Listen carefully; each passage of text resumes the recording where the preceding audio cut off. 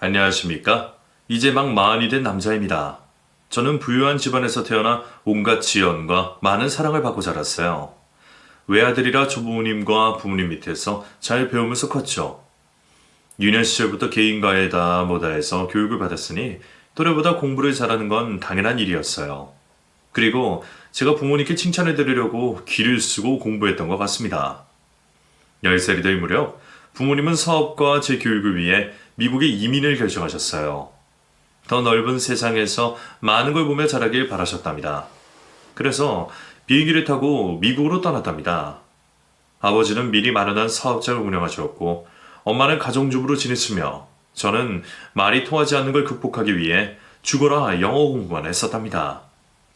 제가 한국에서 공부를 아무리 잘했어도 미국에 와보니 아무것도 아닌 존재라는 걸 뼈저리게 느꼈어요.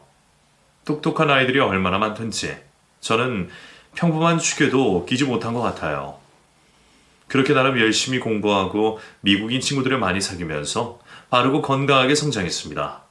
유명한 대학까지는 아니지만 그래도 좋은 대학에 들어가 경영학을 전공하게 되었습니다. 아버지가 사업을 물려받아야 된다며 경영을 배우라고 하셨기 때문에 경영학을 배운 거죠. 그런데 대학을 졸업하고 사업을 배워나가는데 저에게 일이 맞지 않다는 걸 매번 깨달았어요. 사업하는 사람은 생각도 깊어야 하고 남들을 배려해야 하는 게 커야 했는데 저는 매일이 사람들 때문에 스트레스가 심했답니다. 결국 사업에 정하지 못한 저는 한국으로 떠나기로 결정했어요. 부모님 기대에 부응하지 못해 죄송하긴 했지만 제 힘으로 성공하는 걸 보여드리고 싶어 부모님 품을 떠나기로 한 거죠. 그래서 29에 한국으로 20년 만에 돌아왔답니다. 강산이 2번 바뀐 한국은 제가 떠났을 때와 많이 달랐어요. 이곳에서 어떻게 성공을 할 수 있을까 거듭 고민하다가 접근하기 쉬운 영어를 떠올렸습니다. 외국인들이 한국에서 강의를 하며 돈을 버는 걸 잘 알고 있었기 때문에 한국어와 영어 모두 일취월장하게 잘하는 저에게 딱이겠다 싶더라고요. 그래서 이력서를 써서 직접 학원들을 돌며 저를 소개했습니다. 하지만 바로 연락이 오는 곳은 없었어요. 다들 진짜 외국인을 쓰다 보니 저 같은 교포는 뒤로 밀려날 수밖에 없었답니다. 결국 수백 군데 학원에 지원서를 내봤지만 일자리를 찾지 못해 다른 방법을 찾아야 했어요. 많은 학생들이 학원에 가지 않고 온라인으로 강의를 듣는다는 걸 알게 되어 온라인 강사라는 걸 해보려고 또다시 수십 군데의 사이트에 지원서를 냈습니다. 그리고 딱 한 군데에서 연락이 왔어요. 한번 테스트용으로 강의 영상을 찍어 올려보자고 제안하더군요.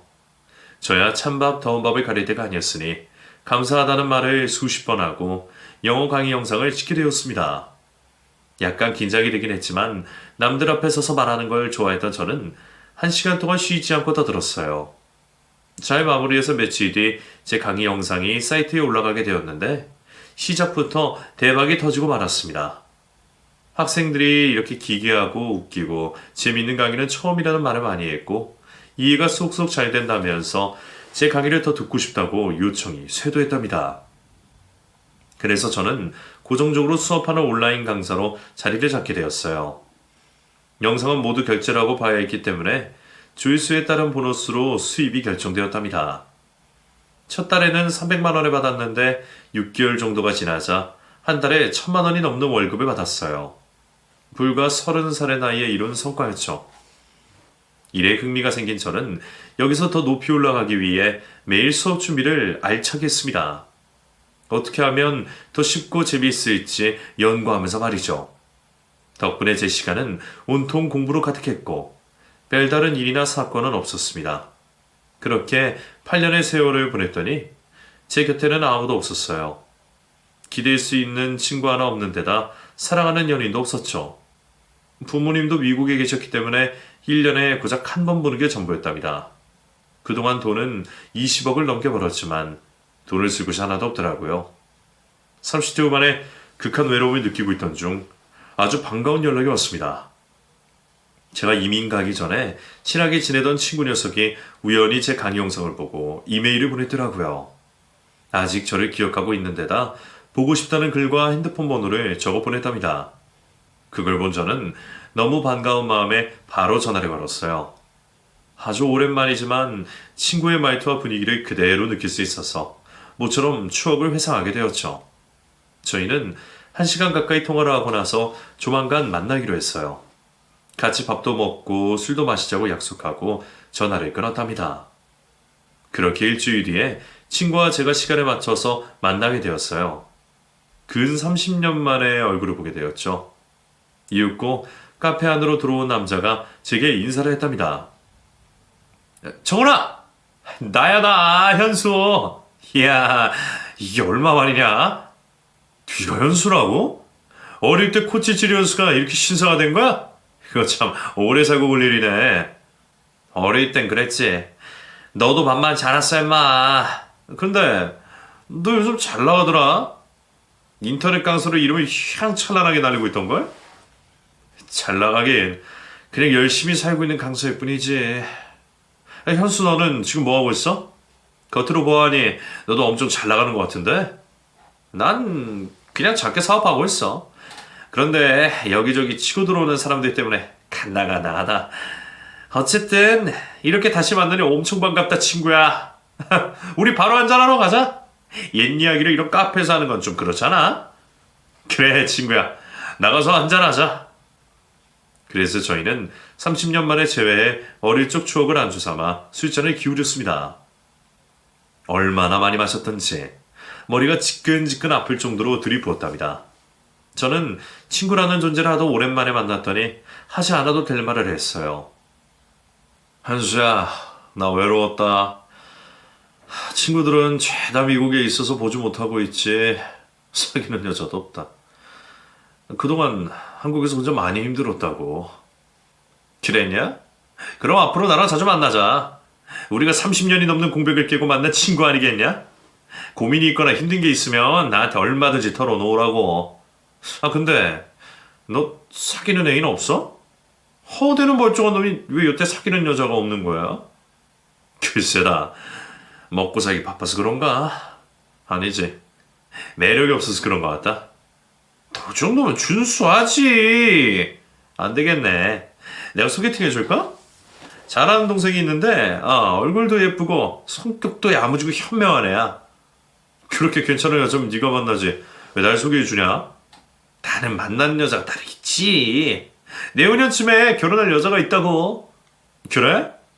그럼 나 소개해줘. 외로워서 옆구리가 시리니까 빨리 만나게 해줘.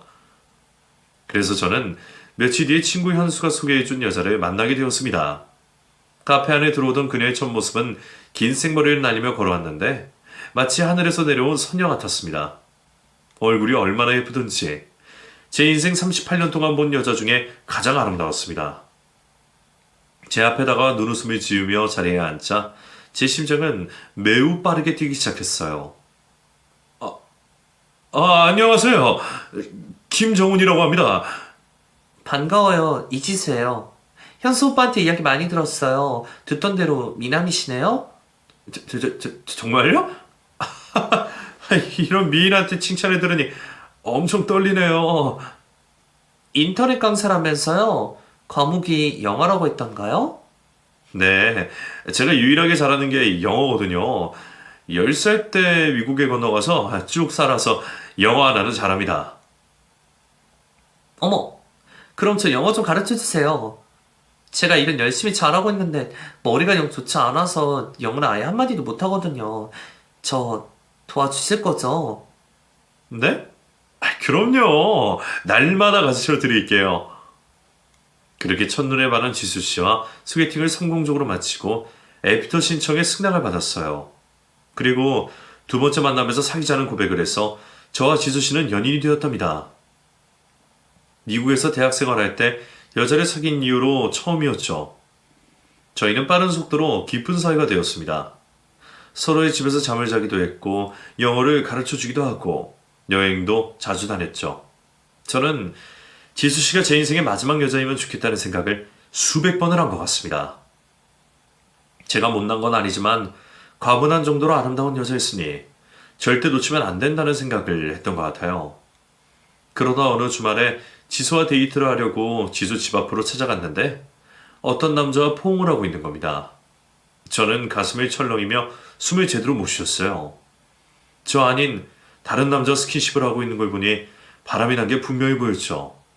흥분한 저는 차에서 내려 두 사람에게 다가갔어요.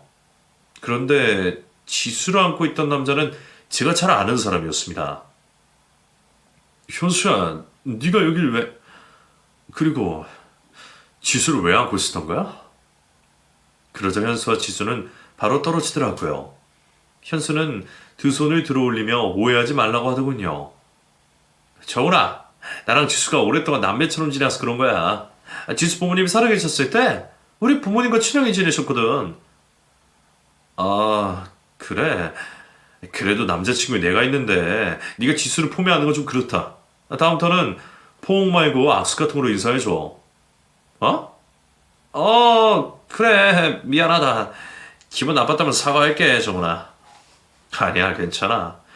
나는 지수가 바람난 줄 알고 가슴이 철렁였는데 다행히 정훈이 너라서 다행이다. 그럼 지수는 내가 데리고 가도 되지? 오늘 좋은 데 가서 데이트하기로 했거든. 나중에 소주 한잔 하자, 친구야. 그렇게 오해를 풀고 지수를 제 차에 태워 드라이브를 시작했습니다. 그런데 현수가 왜 지수 집 앞에 왔는지 궁금해서 물어왔어요. 지수야, 현수가 왜 너희 집 앞에 온 거야? 혹시 너희 집에서 논 거야? 아니? 현수 오빠 어머님이 김치를 하셨는데 나한테 가져다 주라고 하셨나 봐. 그래서 김치 주러 잠깐 들른 거야. 그리고 오빠, 현수 오빠는 진짜 친오빠 같은 사람이니까 괜히 오해하지 마, 알았지? 그래, 네가 하는 말은 다 믿어. 그럼 오늘 신나게 놀아볼까? 지수는 제가 현수에게 충고한 것 때문인지 데이트하는 내내 표정이 좋지 않았습니다. 친오빠 같은 사람을 의심했으니 그럴만도 했죠. 그래도 다음 날이 되자 바로 밝은 표정으로 돌아왔고 저희의 연애는 똑같이 화끈하고 달콤하게 이어졌습니다. 만난 지 2달 정도밖에 되지 않았는데 제 인생을 통틀어 가장 행복한 시간의 연속이었답니다. 마음은 지수에게 청혼을 하고 싶었는데 너무 이른 고백이라 시간을 더 기다리기로 했어요. 괜히 부담을 줬다가 싫다고 떠날 수도 모르니 꾹꾹 참았죠. 그런데 예상치도 못한 사건이 터지는 바람에 저희 둘 사이는 연인 사이를 그만둬야 했답니다. 지수가 넉나간 얼굴로 저를 찾아왔는데 눈에는 눈물이 그렁그렁했고 뭔가를 쥔 두 손은 바들바들 떨고 있었어요. 오빠, 나 어떡하면 좋지? 임신이래. 벌써 4주가 됐다더라. 그동안 아무것도 모르고 있다가 오늘 아침에 체한 것 같아 병원에 갔더니 아이를 가졌대. 지수는 제가 아이 낳는 걸 싫다고 말할까봐 두려웠는지 바짝 긴장한 상태였어요. 이에 저는 지수를 꽉 끌어안고 말했습니다. 지수야, 울긴 왜 울어? 이렇게 기쁜 소식을 가지고 왔으면 웃어야지. 이제 너랑 내가 부부가 되는 거잖아. 부모가 되는 거라고. 오빠, 나랑 결혼할 거야? 겨우 2달 사귀었는데. 겨우 2달이라니. 나한테 지수 너랑 함께한 시간은 하루하루가 축복 같다고. 그런 날이 2달이나 되었으니 충분히 결혼할 때가 된 거 아니야? 그리고 너에게 언제쯤 청혼을 해야 적당할지 고민하고 있었다고. 그런데 이렇게 임신 소식을 전하니 바로 말할 수 있겠다. 지수야, 나랑 결혼해줘. 네가 임신을 했건 안 했건 넌 나의 평생 동반자야. 오빠, 고마워. 난 오빠가 날 버리면 어쩌나 걱정했는데 이렇게 받아줘서 진심으로 고마워. 그렇게 지수가 임신한 덕분에 저희 두 사람은 결혼을 결정하게 되었습니다. 그래서 전 결혼식을 어디서 올릴지부터 물어봤습니다. 지수야, 우리 어디서 결혼식을 올릴까? 우리 부모님이 계신 미국은 어때? 아니다. 거기 가면 지수 네 친구들이 거의 오지 못하겠지? 그냥 한국에서 올리자. 오빠, 우리 결혼식 꼭 해야 해? 난 부모님도 돌아가셨고 올 사람이 거의 없어. 그리고 오빠도 한국에서는 부를 사람이 거의 없잖아. 그냥 우리 살림만 차려서 살면 안 돼? 아무리 그래도 웨딩드레스는 입어봐야지. 지수 너는 세상에서 가장 아름다운 여자이기 때문에 엄청 빛날 거야. 아니야. 난 그런 거에 관심 없어. 오직 오빠만 내 옆에 있으면 된다고. 지금 내가 비행기를 타고 미국에 갈 상황이 안 되니까 아이를 낳고 오빠 부모님 만나 뵙고 웨딩 촬영 정도만 하자. 나는 그거면 만족한다고. 지수, 네 생각이 그렇다면 그래야지. 좋아. 그럼 나중에 아이 낳으면 미국에 가서 우리 부모님께 인사드리자. 손자도 보여드리고 말이야. 그래서 제가 할 결혼 준비는 신혼집을 알아보는 거였어요. 그동안 한국에서 벌어둔 돈이 많았기 때문에 지수가 마음에 들어하는 아파트를 쉽게 계약할 수 있었습니다. 그리고 혼수는 지수가 마련하지 못할 것 같다며 사과와 해명을 했답니다.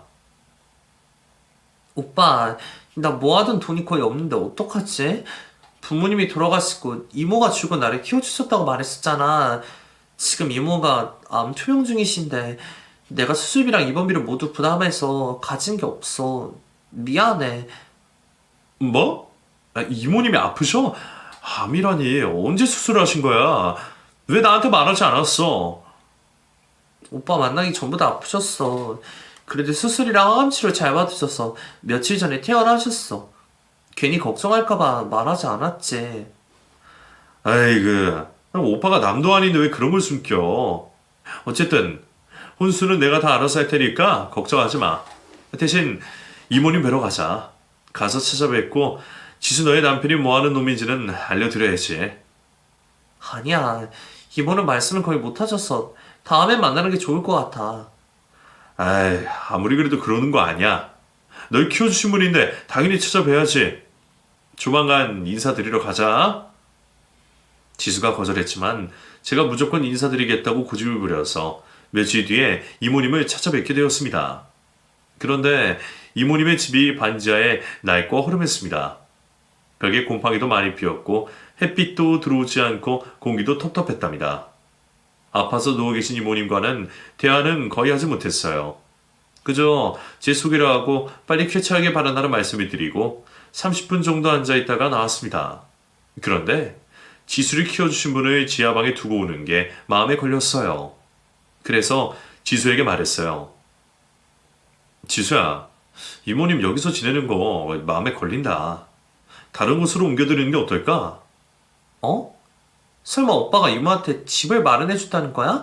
오빠 그러지 마. 오빠가 고생해서 번 돈을 왜 막 쓰려고 그래? 막 쓰다니. 내가 사랑하는 사람을 길러준 감사한 분인데 그 정도도 못 해드리겠어? 엄청 좋은 집은 아니어도 햇빛 잘 드는 곳을 마련해드려야 될 것 같아. 오빠 고마워.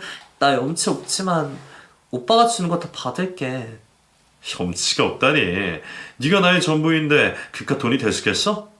앞으로 평생 내 옆에만 있어주면 되니까 괜히 부담을 가지거나 미안해할 필요 없어.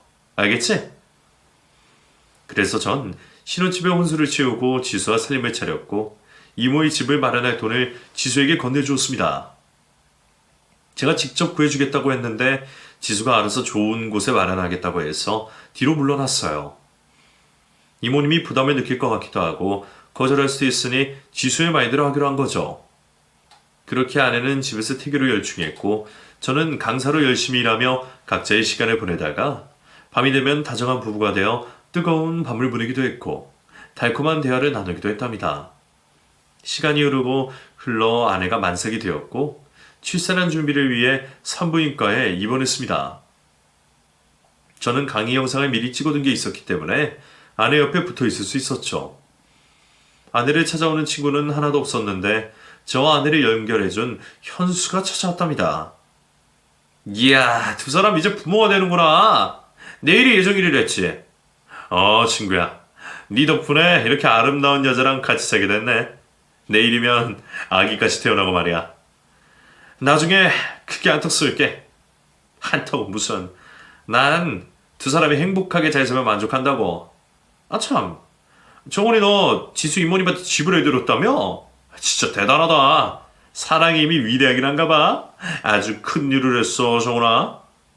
당연히 해야 할 도리지. 그런데 어디로 이사하셨는지 이야기 못 들었네. 지수야, 이모님 어디로 이사시켜드렸어? 제 질문에 살짝 당황한 기색을 보인 아내는 이모님의 고향 시골에 작은 집을 해드렸다고 대답했습니다. 이모는 시골로 가셨어. 예전에 살던 동네로 말이야. 오빠한테 고맙다고 꼭 전해달라고 했는데 내가 출산할 생각에 말을 못 해줬네. 아, 시골로 가셨구나. 나중에 우리 애기 안고 찾아뵙자. 그때가 되면 몸이 더 좋아지셔서 대화도 나누고 할 수 있겠지. 현수 덕분에 많은 대화를 나누었고 아내가 긴장을 풀 수 있었습니다. 조금 더 시간이 지나자 현수가 바쁘다며 다음에 애기랑 같이 만나기로 약속하고 떠났어요.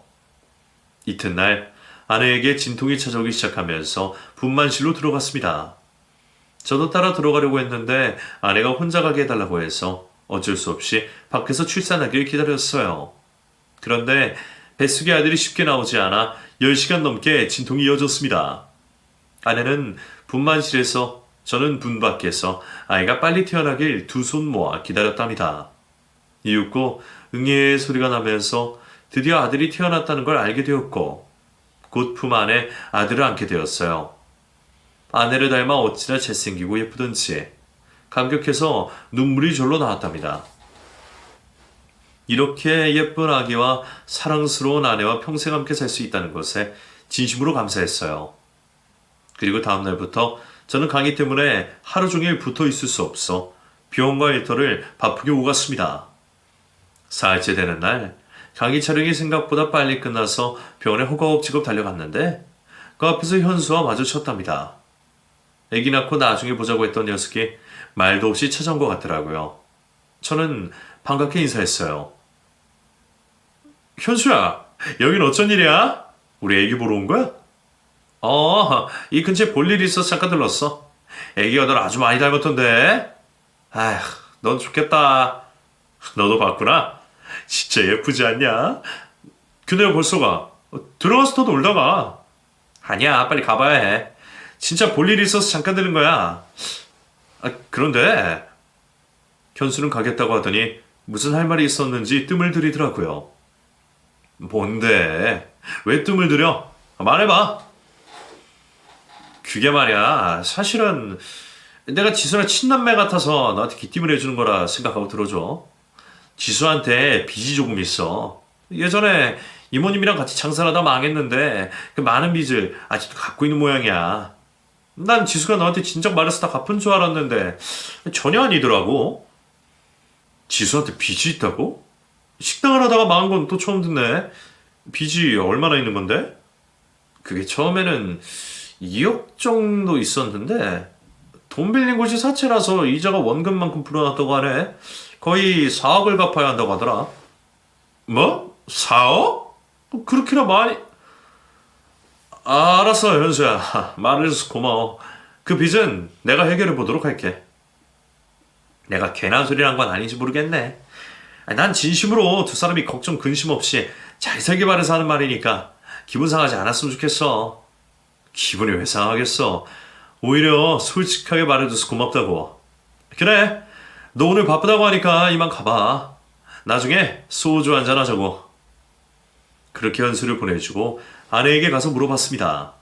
빚에 대한 이야기가 진짜인지 말이죠. 그러자 아내는 불같이 화내며 현수에게 전화를 해서 따지겠다고 하더군요. 쓸데없는 말을 해서 저를 신경 쓰이게 했다면서 말이죠. 하지만 제가 두 팔로 막으면서 겨우 말렸고 사채 빚은 제가 갚아주겠다고 말했답니다. 지수야, 우리 부부잖아. 이제 숨기는 거 없었으면 좋겠어. 내가 다 갚아줄게. 그러니까 사채업자 전화번호 불러. 오빠, 진심이야? 또 이렇게 오빠한테 큰 빚을 지라고? 아니야. 내가 일하면서 충분히 갚을 수 있으니까 오빠는 빠져. 고집 부리지 마. 넌 이제 애기 엄마야. 육아에 전념해야 한다고. 나 능력 있는 남자야. 널 빚에서 해방시켜주고 편하게 살게 해주고 싶어. 얼른 사채업자 전화번호 눌러봐. 제가 무조건 갚겠다고 고집을 부렸더니 아내가 이내 한숨을 쉬며 제 핸드폰에 사채업자 전화번호를 눌러줬습니다. 그리고 밖으로 나가 전화통화를 하고 만나기로 했죠. 이튿날 사채업자 사무실로 가서 아내가 쓴 차용증을 봤더니 진짜 4억의 빚이 있더군요. 그 자리에서 바로 돈을 이체해주고 깔끔하게 끝내고 병원으로 돌아갔습니다. 아내는 어떤 말로도 부족하지만 고맙고 사랑한다며 저에게 감사 인사를 했답니다. 며칠 뒤 아내와 아기는 병원 옆에 있는 산후조리원으로 옮겼어요. 제가 가장 비싸고 좋은 VIP실을 마련해서 편하게 조리할 수 있었어요. 여전히 저는 일과 병원만 오가며 하루하루를 바쁘게 보냈답니다. 며칠 새 아들은 머리카락이 새까맣게 자랐고 이목구비도 아내처럼 뚜렷해졌어요. 다행히 제 얼굴을 닮지 않았죠. 저는 어여쁜 아들을 어루만지며 아내를 보고 말했습니다. 지수야, 진짜 수고했어. 그리고 고마워. 이렇게 예쁜 아들을 낳아줘서 말이야. 내가 더 고맙지. 오빠가 나한테 해준 걸 생각하면 너무 고마워서 눈물이 나와. 오빠, 내가 앞으로 정말 잘할게. 그래, 서로 잘하면서 살자. 그런데 지수야, 우리 이제 혼인신고랑 출생신고를 해야지. 네가 아기 태어나면 혼인신고하자고 했잖아. 아, 그렇지. 그럼 당연히 두 가지 다 신고를 해야지.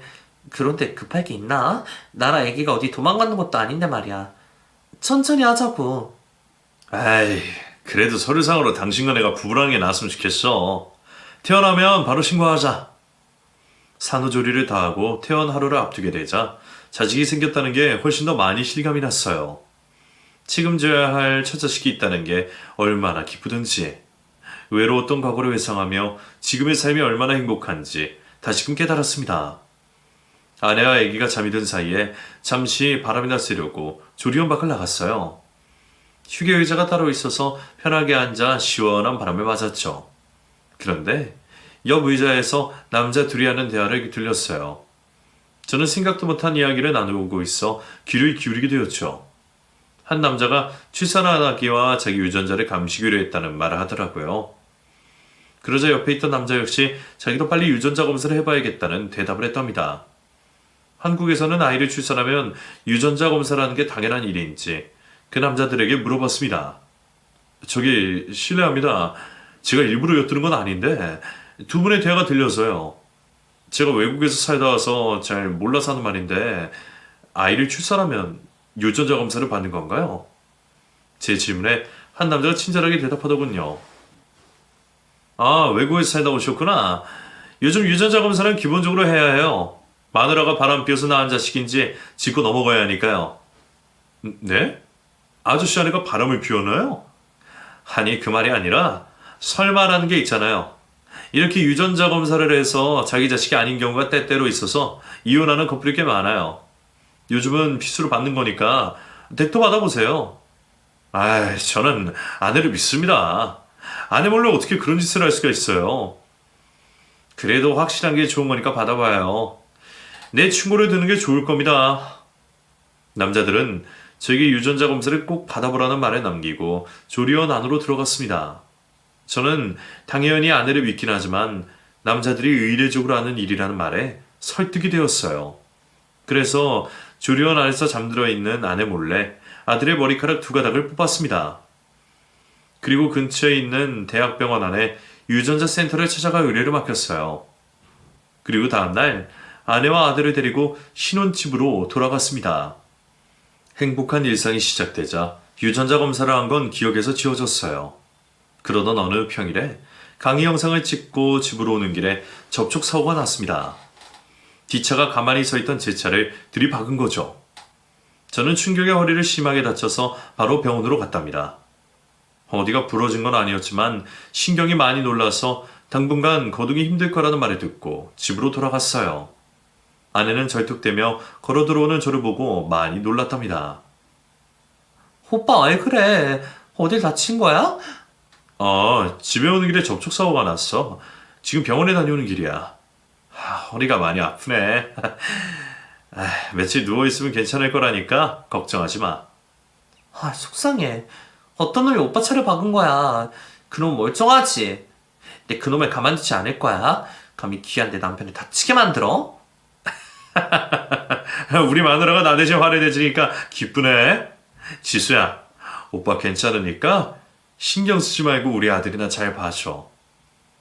저는 허리가 심하게 아파 약을 먹고 겨우 잠에 들었습니다. 며칠 동안 출근도 못하고 누워서 지냈어요. 어떻게 된 게 시간이 지나니까 훨씬 더 아프더라고요. 화장실에 가는 것도 힘들어서 죽는 줄 알았죠.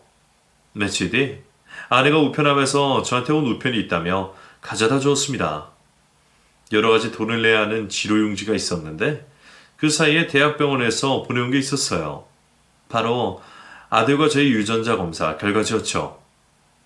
아내 몰래 한 것이니 몰래 뜯어보았어요.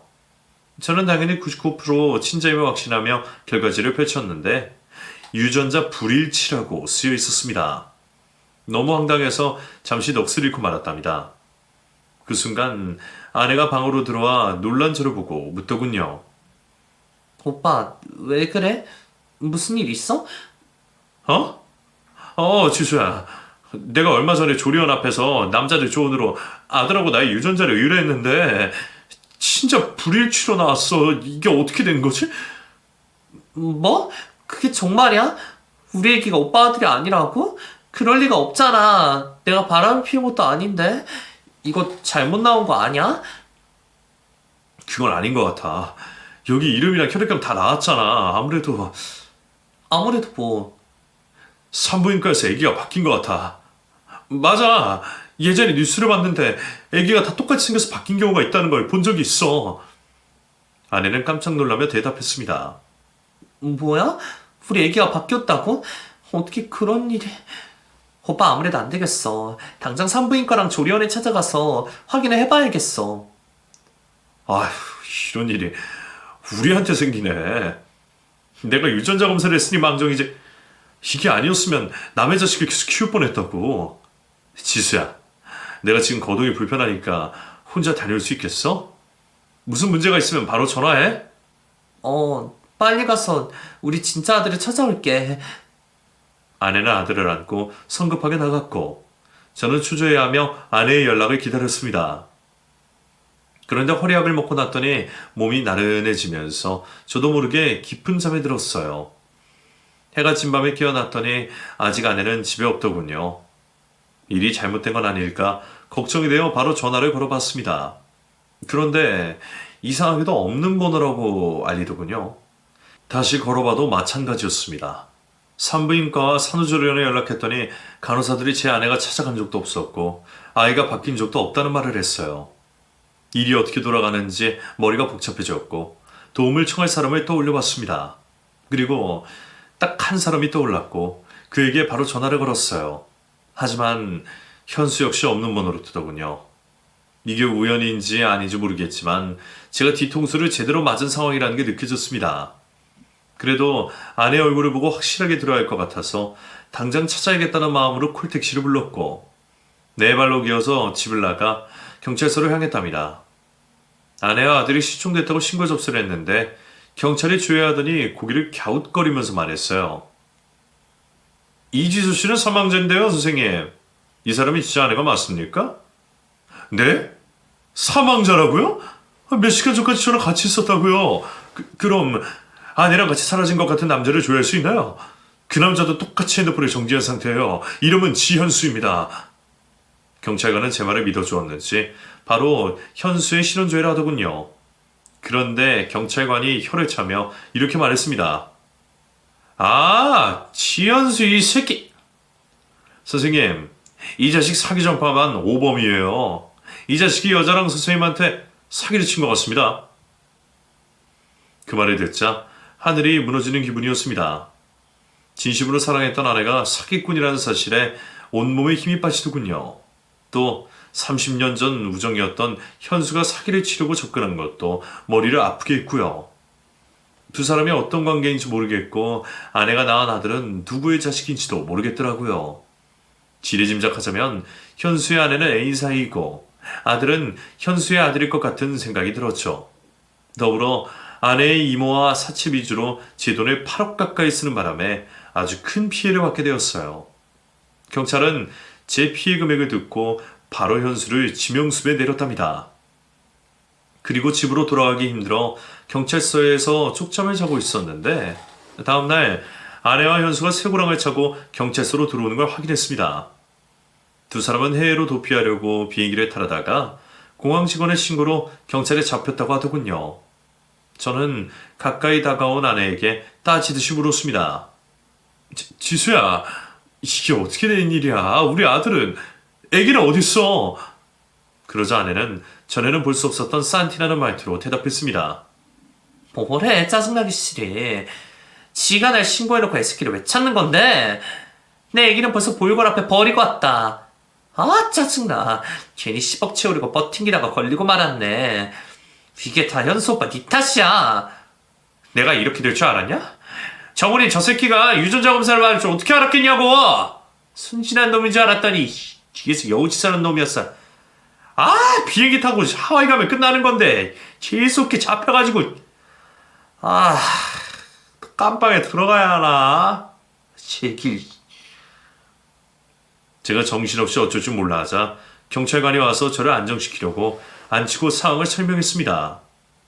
아내와 현수는 사기 공범이자 연인 사이였고 수억 원대 연봉을 받고 있는 저를 표적으로 삼았다네요. 현수와 저는 진짜 초등학교 친구여서 쉽게 접근한 거라고 했답니다. 그리고 아내의 이모님과 사채업자는 섭외된 연기자였던 겁니다. 저 하나 사기치려고 다들 짜고 친 거라네요. 돌이켜보니 아내가 혼인신고를 계속 미뤘던 이유를 이제야 알 것 같더라고요. 죽은 사람의 신분으로 사기를 치고 있었으니 끝까지 숨겨야 했겠죠. 결국 그 자리에서 모든 진실을 알게 된 저는 사랑이고 나발이고 배신감에 분노가 터져나왔습니다. 먼저 현수의 얼굴에 주먹을 날리고 아내의 뺨을 갈겨버려서 합니다. 이 쓰레기 같은 사기꾼 년놈들아, 할 짓이 없어서 사람 마음을 훔치는 짓을 해? 난 너희 둘을 진짜 친구이고 사랑인 줄 알았어. 진심으로 그렇게 믿었다고. 그런데 모든 게 거짓이었다고. 날 놀려먹는 재미가 아주 좋았겠어. 니들 내가 가만두지 않을 거야. 제가 다시 주먹을 들어올리자 형사들이 저를 말렸습니다. 화가 나는 건 이해가 되지만 괜한 사기꾼들을 때리면 고소를 당할 수 있다며 이성을 찾으라고 설득하더군요. 그래서 멀찌감치 떨어져서 심호흡을 하며 분노를 사겼습니다. 아내와 현수는 사기를 인정하고 변호사를 선임했어요. 그리고 경찰이 두 사기꾼이 저에게 빼돌린 8억이 있는 해외 계좌를 찾았다고 전했습니다. 다행히 모든 돈을 찾을 수는 있었죠. 하지만 사랑과 우정을 모두 사기당한 제 마음은 쉽게 치유가 되지 않았습니다. 두 사람은 끝까지 뻔뻔하게 나오며 저를 비난했습니다. 야, 정원아, 너 너무한 거 아니냐? 친구를 경찰에 신고하는 게 말이 돼? 야, 어차피 깜빵이 들어가게 생겼는데 한 1억만 줘라. 내가 친구해주고 내 애인이랑 같이 산값을 지불하라고. 너도 좋았잖아. 어? 내 애인이 하늘에서 선이라고 했던가? 아무튼 너 행복했으니까 1억만 줘봐. 현수의 말이 끝나자 아내가 산티라는 말투로 말하더군요.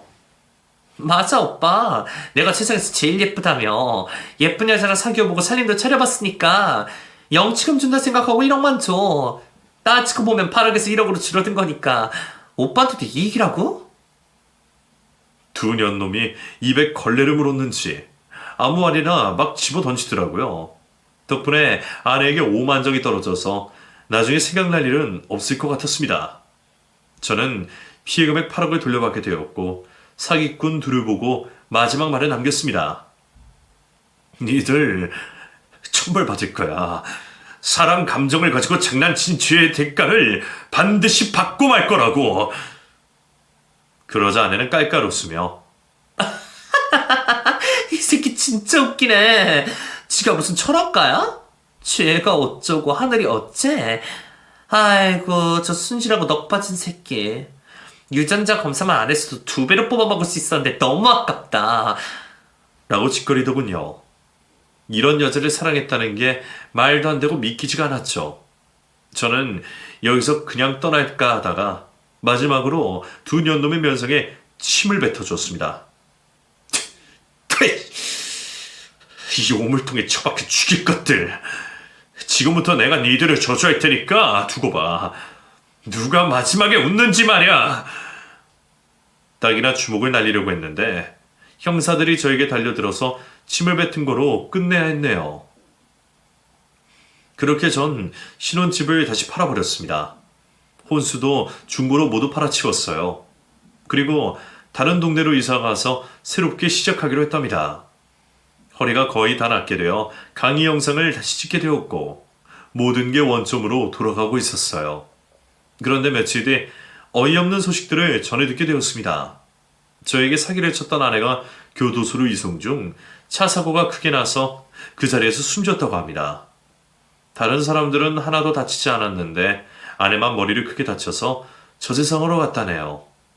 또 현수도 구치소에서 재판을 기다리던 중 다른 수감자와 시비가 걸려 치고받고 싸우다가 급소를 맞고 황당하게 세상을 떠났답니다. 다시 생각해도 어이가 없고 황당한 죽음을 당한 거죠. 제가 마음속으로 저주를 해서 이런 일이 생긴 것인지 아니면 하늘이 존재하고 있어 천벌을 내린 건지 모르겠지만 정의 구현을 제대로 한 것 같아 다행이라고 생각했어요. 두 사람은 다시 사람 마음을 가지고 놀 수 없었으니 말이죠. 이 일을 당한 지 1년이 지난 지금의 저는 같은 강사로 일하는 여자와 사랑에 빠져 있습니다. 신분을 속이지도 않았고 빚이 있거나 저에게 돈을 요구하지도 않는 사람이에요. 올해 말이나 내년에 결혼할 계획을 가지고 있답니다. 이렇게 익명으로나마 제 사연을 털어놓으니 속이 시원하네요. 바보같이 사람을 믿었던 저를 비난하지 말아주시고 안타깝게 바라주시며 위로의 말씀을 전해주시면 좋겠어요. 그럼 저는 지금의 연인과 미래를 행복하게 살아보도록 하겠습니다. 감사합니다.